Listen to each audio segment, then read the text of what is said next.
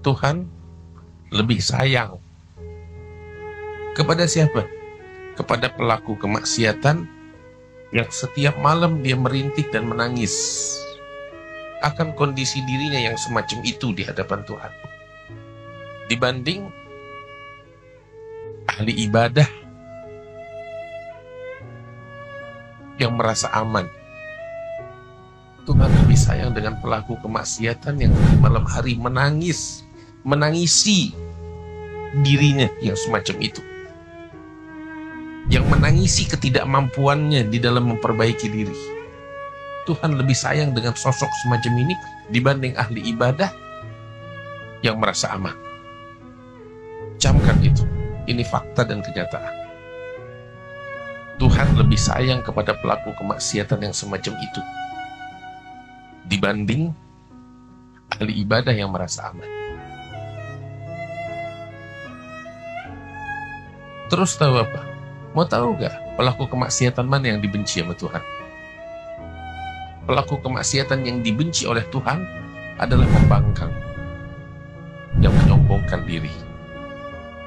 Dia bikin maksiat, ya, dia bikin maksiat, bukan dia merasa risih, bukan dia merasa malu, tapi dia malah menentang Tuhan.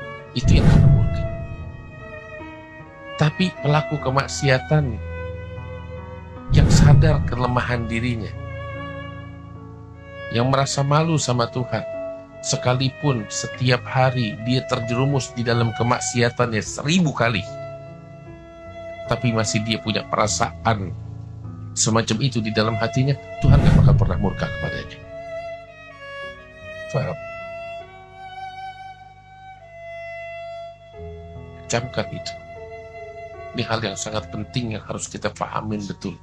Kita dilarang membangkang, kita dilarang menyombong dengan kemaksiatan kita. Allah murka kepada orang pelaku kemaksiatan yang ditutup oleh Allah Ta'ala kemaksiatannya, terus dia merasa dia terang-terangan menampakkan diri. Begitu. Dia membangkang, dia menyombongkan dirinya atas kemaksiatannya. Itu yang dimurkai oleh Tuhan.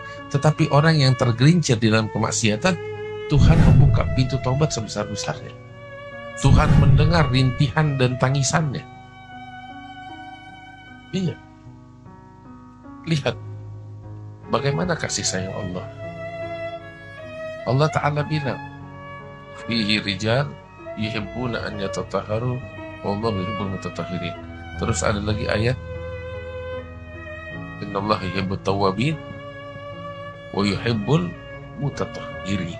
Allah cinta kepada orang-orang yang terus-menerus bertaubat. Allah cinta kepada orang yang bertobat dan terus-menerus bertobat kepada Allah. Allah cinta. Maka itu pelaku kemaksiatan, ketika dia bertobat kepada Allah Subhanahu wa Ta'ala, ambil kabar gembira. Saat kamu bertobat kepada Allah, kamu menjadi sosok yang dicintai oleh Allah. Sebab Allah sendiri bernyatakan dirinya cinta kepada orang-orang yang bertobat. Dan di dalam martabat penghambaan kepada Allah, martabat kewalian, itu ada maqamul mahabbah, martabat cinta atau dicintai oleh Allah Subhanahu wa Ta'ala. Kita cinta kepada Tuhan hal yang musti, tapi yang istimewa ketika sosok orang dicintai oleh Allah Tuhan, itu yang istimewa. Dan Tuhan mencintai siapa? Orang yang bertobat dari kemaksiatan. Maka itu ada beberapa sholihin tuh bilang, apabila aku berjalan dengan pelaku kemaksiatan,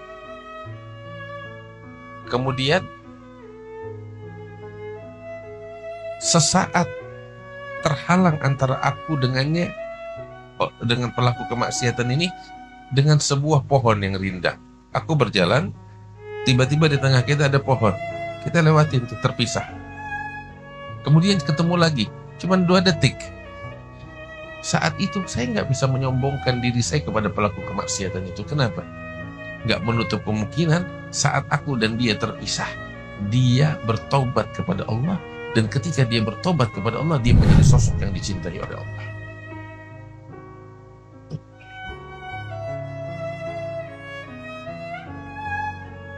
Teman-teman, inilah Tuhan kita yang maha baik,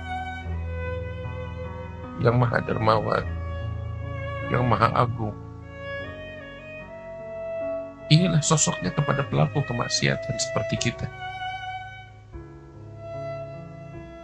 Dan inilah sosoknya, kasih sayangnya, cintanya kepada setiap hamba yang datang kepadanya.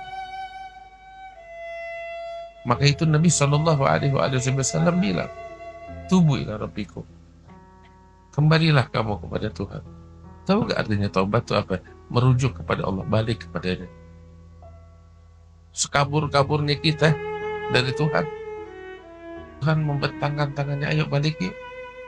Gak apa-apa, mari sini balik. Tuhan gak pernah nutup pintunya kepada hambanya. Tuhan siap memeluk kamu,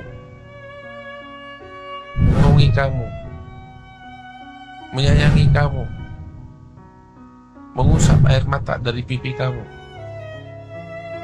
Allah Subhanahu wa ta'ala